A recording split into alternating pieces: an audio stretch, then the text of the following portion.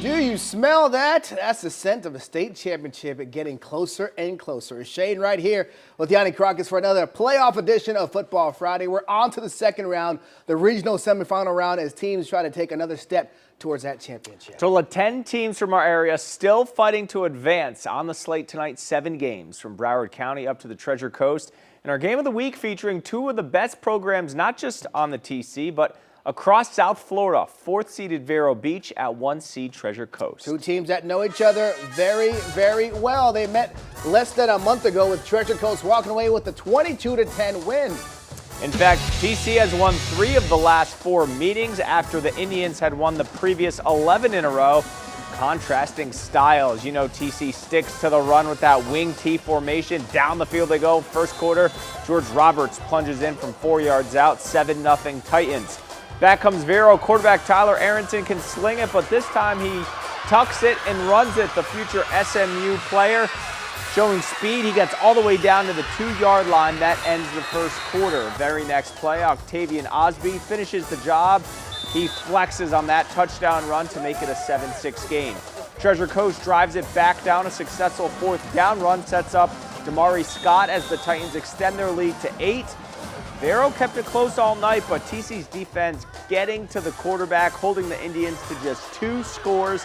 Treasure Coast wins it 21-12. They'll host the regional final next Friday night against DeLand. Already with one upset in their back pocket over Jupiter. Boca hoping for another one at Palm Beach Central, but Broncos, it was trying to have none of that tonight. They jumped out to an early 17-0 lead. Boca fighting back in the red zone. How about the double reverse to Damian Taylor? He gets the corner, he gets the touchdown. Central still leads 17-7 midway through the second quarter. We move to the opening kickoff of the third quarter. Boca's Chris Bloomfield back to receive. He's got some daylight, as they like to say. He is gone, takes it the distance. Boca cuts the Central lead to just 3. We got a ball game here in Wellington, but a few plays later, the explosive Broncos strike again. It's Zaquan Wright. That's my brother from another mother. Punches it in from a few yards out, and the Central lead swells back to 10, 24-14. 11 minutes left in the third. For Boca trying to stay in it, but they would fumble it away on the next possession, and Caleb Butler to Wayne Charles for 6. The Broncos now leading 31-14 with 10 minutes left in the third.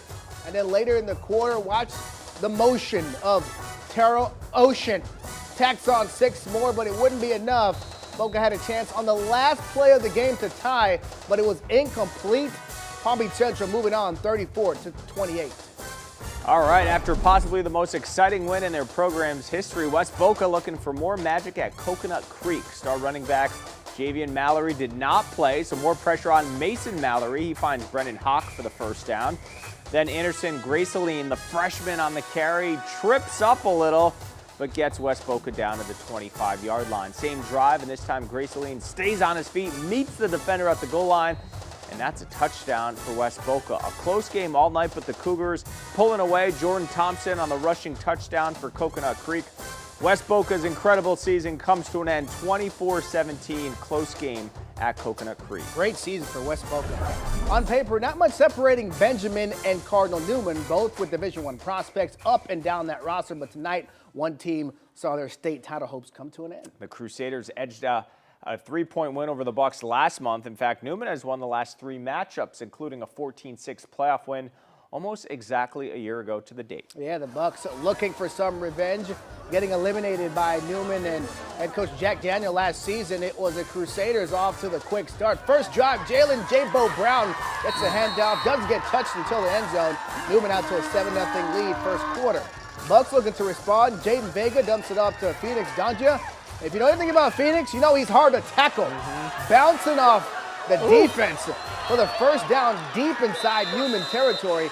That drive would lead to a Lily White field goal. She had 2 of these on the night. Bucks are on the board, still trailing those 7-3. Time winding down in the first half. Here come the Crusaders. Luke Warnock, the slant to Nashawn Montgomery. Perfect play call. He just gallops into the end zone for the touchdown. Newman leads 14-3 at the half.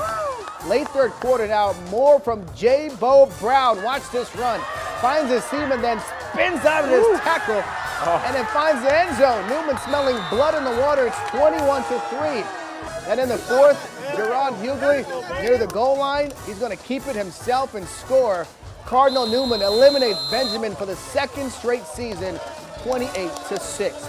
All right, coming up after the break, Santa Lucis tries to pull off an upset to extend their season on the road tonight. Plus, we look ahead to next week's regional final round when Football Friday returns.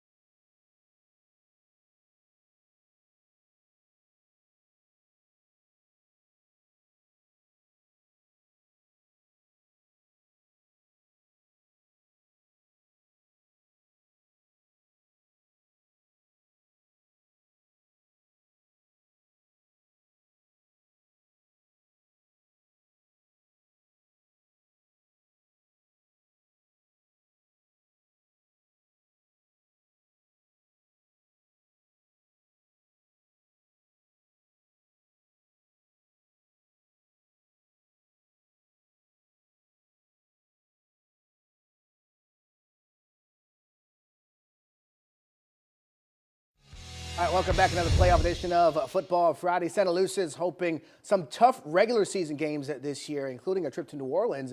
Got them battle tested for the playoffs. The Chiefs won their first home playoff game in a very long time last week against Palm Beach Gardens. A much tougher task this week at Monarch out of Coconut Creek. This game being played at Deerfield Beach High School. One of Monarch's losses this year was to Atlantic. To the action we go. Second quarter, Monarch up big. Santa Lucis making a play on defense. Linebacker Keyshawn Barker forces the fumble. Ryan Wood there to recover it. Just the spark they needed. Chiefs cash in. Next play, Marquise Bradley hits Jamar Browder and down the far sideline. Puts his helmet down, stays on his feet, and fights all the way to the goal line. Santa Lucis would score on a Tyreek Brown 1-yard plunge. Third quarter, Bradley with a nice touch pass. Derek Williams has some speed, and he gets under it and hauls in the pass. Nice grab, but that drive ends prematurely. Bradley rolling out to his left, trying to make a play. He's hit as he throws it. Hit hard and intercepted. Santa Lucia's season comes to an end at top seed Monarch 36-14. Our player of the week coming from Cardinal Newman, J-Bo Brown, had a big game against Benjamin. Spins out of a tackle here. He would not be denied his second touchdown of the night. Crusaders win it 28-6, moving on to the regional final round. To the scoreboard, Pahokie's season coming to an end in the 1R regional semifinals to Williston by a score of 52-17. And 2M regional semifinal game between Kings Academy and American Heritage Plantation moved to tomorrow because of flooding at the Heritage campus. So these two teams will play at the Delray campus here in Palm Beach County. tomorrow at 6. All right, let's look ahead to next week. In 4S, Treasure Coast will host DeLand with a spot in the state semifinals on the line. In 4M, Palm Beach Central travels to play out Monarch, the top seed, with the winner going to the Final Four. And in 1M, Cardinal Newman will go back to Chaminade Madonna, where their season ended last year in the playoffs 49-16. Chaminade, Shane beat Avant-Garde tonight 67-0. You're a powerhouse. More college football action tomorrow here on WTF 25. At noon, Miami tries to pull off the upset over 10th-ranked Louisville. At 3:30 out west, in-state rivalry as UCLA plays at USC. Nightcap, another Pac-12 matchup, top 15 meeting as number 5 Washington heads to number 11 Oregon State. Congratulations to the teams moving on. We'll see if Palm Beach Central. Who else we got? Cardinal Newman and who am I missing? Treasure Coast. Treasure Coast. Pretty left. much the usual suspects that we see. Yeah. And Kings Academy still alive with that game moved to tomorrow. We'll see if they can pull out that upset. That'll give us 14. So our last Football Friday of the year. Yeah. Thank you so much for joining us this season. Of course, we're going to continue to follow the teams, but we'll be back again next year and the next year and the next year, and who knows when we'll end this thing. Have a great night. We'll see you next week.